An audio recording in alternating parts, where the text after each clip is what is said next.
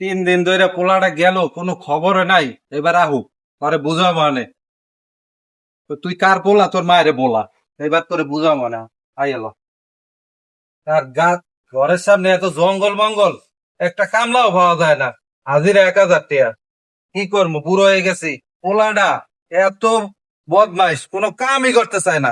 আইসা সুদা লোক, হ্যাঁ পলাই রয়েছে। এবার আহু, এবার ওরে বুঝা মানে।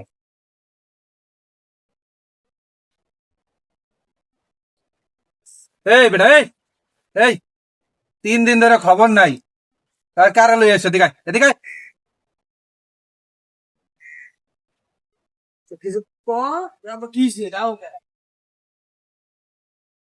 3 দিন ধরে খবর নাই। টোটো কইরা ঘুরতাছো, আর আমার বাড়ির সামনে এত বড় বড় ময়লা। আর তোর লগে এটা কেডা? বাবা, ওর নাম হচ্ছে পিয়া। সকালে আসছে করে নিয়েছি বিয়া। আরে সুবহানাল্লাহ, তুই মোর একটা মাত্র পোলা। মোর কত আশা ভরসা ছেলে।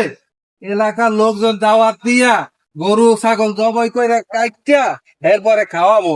তুই কইরা লই এসো বিয়া। মুই কি দোষটা করছি কদেই বাবা, মুই কি করছি?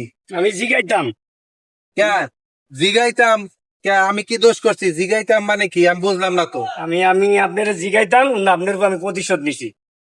একা বাবা, আমি তোমার কি ক্ষতিটা করছি যে তুমি আমার এই প্রতিশোধটা নেছো বাবা?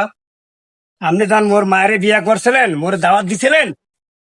আরে ওদা, এ বলত পোলাই কয় কি? আরে সুবহানাল্লাহ।